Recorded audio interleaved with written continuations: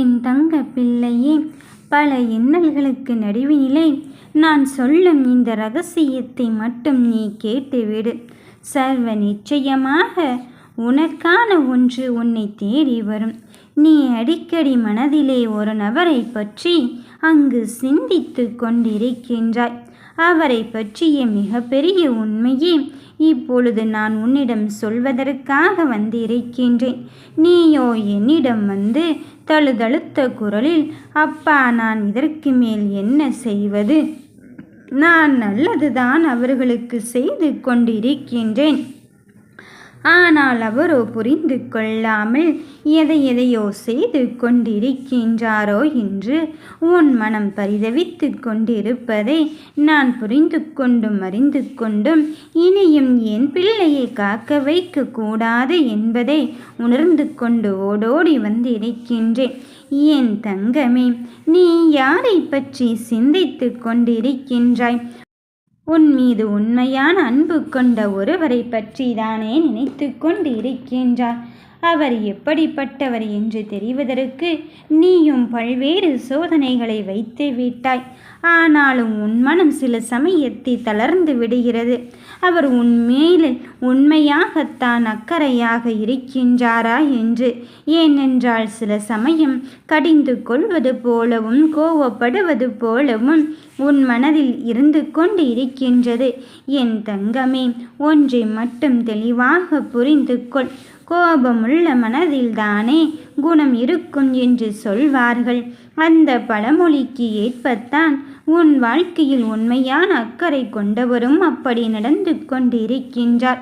அடிக்கடி நீ இவரை பற்றி சிந்தித்து கொண்டிருக்கும் வேளையிலே பல மனக்குமரல்களும் குற்றங்களும் உன் மனதை ஆட்படுத்தி கொண்டே இருக்கின்றது.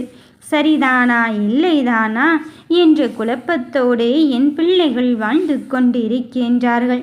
நேர்மறையாக சிந்தித்து கொண்டிருந்தால் நிச்சயமாக நேர்மறையான பதில் உனக்கு கிடைக்கும். உனக்கு எது நல்லதோ, உன் எதிர்காலத்துக்கு எது நல்லதோ அதை செய்து முடிக்கத்தானே நான் துணிந்திருக்கின்றேன். இனியும் உனக்கு பாதகமான நிலையை ஒரு பொழுதும் இந்த சாய்தேவன் ஏற்படுத்துவதே கிடையாது. எனவே உனக்கு வேண்டும் என்பதை மட்டும் என்னிடம் முறையிட்டு சென்று விட்டாய். இனியும் நான் உன்னை காக்க வைக்கப் போவதே கிடையாது. உனக்கானதை நடத்தியே தீருவேன். என் தங்கமே, நீ சற்றும் மனம் தளராமல் உன் வெற்றியை நோக்கி சென்று கொண்டே இரு. யாரை பற்றி நீ சிந்தித்து கொண்டிருக்கின்றாயோ அவரை அடையாளம் காட்டுவதற்கு நான் இருக்கும்போது, உன் தடைகளை எல்லாம் படிக்கல்லாக மாற்றுவதற்கு இந்த சாயப்பன் நான் வந்து இருக்கும்போது உன் மனதிலே எதையுமே நினைக்க வேண்டாம். அதையும் தாண்டி விமர்சனங்களை எதிர்நோக்கி காத்திருக்கும் என் பிள்ளையே, சில பேரின் பேச்சையும் சொல்லையும் செயலையும் பார்த்தும் கேட்டும் உன் மனம் மீளா துயரத்தில் இருந்து கொண்டு இருக்கின்றது. கடல் அலைகள் வந்து வந்து ஓய்ந்து கொண்டே இருக்குமோ என்று நீ எண்ணி விடாதே. அவர்களுக்கெல்லாம் காலம்தான் பதிலளிக்கப் போகிறது. கடல் அலைகள் எப்பொழுது ஓயப் போகிறது என்று எதிர்பார்த்து காத்து கொண்டு இருந்தால் அதற்கு பதிலே கிடைக்காது அல்லவா? அதுபோலத்தான் உன் முதுகுக்கு பின்னால் பேசியவர்களை பற்றி நீ எதற்காகவும் கண்டு பயந்து விடாதே. காலத்தை குறை சொல்லி கொண்டு இருப்பவர்களை பற்றியும் நீ கவனத்தில் கொள்ளாதே. எதற்காக காத்திருக்க வேண்டிய அவசிய நிலையே என் பிள்ளைகளுக்கு நான் ஏற்படுத்த போவதே கிடையாது. வாழ்வில் வெற்றி பெறுவதென்பது அவ்வளவு கடினமானது இல்லை என்றாலும் அந்த வெற்றியை நிலைநிறுத்தி வைப்பதற்கு உனக்கான சந்தோஷம் உன்னை தேடி வருவதற்கும் கடினமானதாக இருக்கின்றதே என்று நீ போராட்டத்தை முன்னெடுத்து சென்று கொண்டிருக்கின்றாய். அந்த போராட்டத்தை எல்லாம் தாண்டி உன் விருப்பப்படி உன் வாழ்க்கை ஒவ்வொரு திருப்பத்திலும் உனக்கு புது புது பாடங்களை மட்டும்தான் கற்றுக்கொண்டு இருக்கின்றது. இறுதியாக நீ வெற்றியை பெறத்தான் போகிறாய். என் பிள்ளையே, உன் வாழ்க்கையில் நியாயமான ஒரு கடமையை நிறைவேற்ற முயற்சிக்கும் போது அது சில காலங்களில் நமக்கானதா இல்லையா என்று கூட நீ நினைத்த விஷயங்கள் அங்கு உறுத்தி கொண்டே இருக்கும். நாம் நினைப்பது நமக்கானதா என்றெல்லாம் நீ புலம்பிக் கொண்டு இருப்பாய். அத்தனை கேள்விகளுக்கும் பதில் சொல்லத்தான் இந்த சாயப்பன் வந்திருக்கின்றேன். நீ நினைத்து கொண்டவரை பற்றி தானே நினைக்கின்றாய். அவர் நமக்கானவர் என்றால் இன்னும் ஏன் நம்மிடத்தில் வந்து சேரவில்லை என்று தானே சிந்தித்து கொண்டிருக்கின்றாய். நான் தான் உன்னிடத்தில் பதிலையும் சொல்லி கொண்டுதானே அவரை உன்னிடத்தில் ஒப்படைத்திருக்கின்றேன். அதன் பிறகும் எதற்காக தங்கமே மனம் வருந்தி கொண்டிருக்கின்றாய்? அவர் உனக்கானவர் என்பதால் தான் சில புரிதலுக்கான இடைவெளியை உனக்கு நான் காண்பித்து இருக்கின்றேன். இந்த இடைவெளியை நிரந்தரமாக மாறிவிடுமோ என்று எண்ணிக் கொள்ளாதே. உனக்கு பிடிக்காத விஷயத்தை நீ கண்டு கொள்ளாமல் உனக்கான இடத்திலிருந்து நகர்ந்து கொண்டே இரு. தேவையற்ற கேள்விகளுக்கு பதில் சொல்லிக் கொண்டே இருக்காதே. முதலில் உனக்கு நீ யார் என்பதை நிரூபித்துக்கொள். அதன் பிறகு மற்றவர்களுக்கு நாம் பதிலை சொல்லிக் கொள்ளலாம். உன்னை நிரூபிக்க வேண்டிய கட்டாயத்தில் தான் இருந்து கொண்டு இருக்கின்றாய். அதை நான் இல்லை என்று சொன்னதே கிடையாது. ஆனால் வாழ்க்கையில் ஒவ்வொரு அனுபவமும் நமக்கு ஒவ்வொரு விஷயத்தை புரிய வைத்து கொண்டுதான் இருக்கின்றது. எப்படி தெரியுமா? நீ வெற்றியை பெறுவதற்கு சென்று கொண்டு இருக்கும்போது தடைகள் ஏற்படுத்துவது இவர்தான் என்று தெரிந்துவிட்ட பிறகும் அவரை பிரிய முடியாமல் நீ தவித்து கொண்டு இருக்கின்றாய். ஆனால் அத்தனை விஷயத்திலும் உனக்கு நான் தடைகளை மட்டும் ஏற்படுத்தவில்லை என் கண்ணின் மணியே.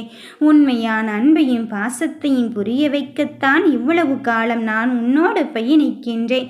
அதன் பிறகும் இந்த சாயப்பா சொன்ன வழியில்தான் நாம் பயணிக்கிறோம் என்று எண்ணிக்கொள்ளாதே. நிச்சயமாக என்னுடைய பாதையில்தான் நீ பயணிக்கின்றாய். நான் வகுத்த வழியில்தான் நீ பயணம் செய்கின்றாய். நீ நினைத்ததை நான் நிறைவேற்றுவதற்கு வந்து இருக்கும் போது எதை எப்படி நிறைவேற்றப் போகிறார் என்ற நீ யதார்த்தங்களை முதலில் புரிந்து கொள். கனவு கண்டது எல்லாம் கனவாக போய்விடுமோ என்று எண்ணுவதை தவிர நீ அங்கு என்ன செய்து கொண்டு இருக்கின்றாய்? அந்த கனவை நிஜமாக்குவதற்கு நீ என்ன நினைத்து கொண்டு இருக்கின்றாய்? நான் சொல்வதை கவனமாக கேள். சில விஷயங்கள் இப்படித்தான் நடக்கும் என்று வாழ்க்கையின் விதியில் விதிக்கப்பட்டிருந்தாலும் அதை மதியால் வெல்லக்கூடிய ஒரு வாய்ப்பை நம் அப்பனானவன் நமக்கு தந்து கொண்டுதான் இருக்கின்றான். அதனால் வாழ்க்கையின் பிரச்சனைகளை கண்டு பயந்து ஓடாமல், காரத்தையும் குறை சொல்லாமல் நீ எதிர்காலத்தை நோக்கி உனக்கான செயலில் அடியெடுத்து வை. அதற்காக அது அப்படியாகும் இது இப்படியாகும் என்று எண்ணிக்கொள்ளாமல் இப்பொழுது உனக்கு என்ன பொறுப்பையும் கடமையும் கொடுத்திருக்கின்றேனோ அதில் உறுதியாகும் தெளிவாகும் இருந்து உனக்கான வெற்றியை பெறுவதற்கான நேரத்தை நெருங்கிக்கொள். வாழ்வின் சரியான இலக்கை அடைய செயல் திட்டத்தை வகுத்து விட்டாயே என்றாலே போதும். நிச்சயமாக நீ தயக்கமும் தாமதமும் இன்றி உன் முதலடியை எடுத்து வைத்து விட்டால் போதும். 1000 தொலைவு மீட்டர் என்றாலும் அந்த வெற்றிக்கான பதில் உன்னை தேடி வரும் என்பதில் எந்த மாற்று கருத்தும் கிடையாது. தனித்துவம் பெற்ற என் செல்ல பிள்ளையாக நீ இருக்கும்போது உன் திறமை உனக்கு தெரியாது. உன் திறமை அறிந்து விட்ட பிறகும் புரிந்து கொண்ட பிறகும் தான் நான் உனக்கான வெற்றியின் பொறுப்புகளை உன்னிடத்தில் கொடுத்திருக்கின்றேன். என் தங்கமே, உண்மையான உறவு என்பது எப்படி இருக்கும் தெரியுமா? உன் உயிரின் மூச்சை போல. உன் உயிரின் மூச்சை போன்று இருப்பவர் நிச்சயம் உனக்கு கெடுதல் நினைக்க மாட்டார் அல்லவா? அப்படி இருக்கும்போது என்னை பற்றி அவர் என்ன நினைப்பாரோ இவர் என்ன நினைப்பாரோ என்று நீ அடிக்கடி சிந்தித்து கொண்டிருக்கும் நபரை பற்றி எதிர்மறை சிந்தனைகளை வளர்த்து கொள்ள வேண்டாம். நேர்மறையான சிந்தனைகளோடு உன் வாழ்க்கையை வளம் பெறச் செய்வதற்கு என்னென்ன வழிகள் உண்டோ அத்தனையும் செய்து கொண்டே இரு. நீ உன்னை விட்டு விலகிய உறவுகளை பற்றி கவலைப்பட வேண்டாம். அவர்கள் உனக்கானவர்களா இல்லையா என்று காலம் பதில் கூறிக்கொண்டேதான் இருக்கும். நான் உனக்கு வெற்றி பாதையை பயணிக்க கற்றுக் கொடுத்து விட்ட பிறகும் சில சமயம் நீ பிரச்சனைகள் என்று பயந்துதான் கொள்கிறாய். ஆனால் அத்தனையும் தாண்டி உனக்காக உன்னப்பன் நான் இருக்கின்றேன் என்பதை மட்டும் உணர்ந்து கொள். துன்பத்தை உணர்ந்து கொண்டால் மட்டும்தான் உன் பொறுமைக்கான வழி பிறக்கும். அவமானத்தை உணர்ந்து கொண்டால் மட்டும்தான் உன் மனதைரியம் உன்னை தேடி வரும். பசியை உணரும் போதுதான் உணவிற்கான வழி பிறக்கும் அல்லவா? அதுபோலத்தான் தோல்வியை உணரும் போதுதான் வெற்றிக்கான வழி பிறக்கும். என் பிள்ளையே, உன்னை வெற்றி தேடி வந்து விட்டது. நீ மனம் தளராதே. நல்லதே நினைப்போம், நல்லதே நடக்கும். ஓம் சாய்ராம்.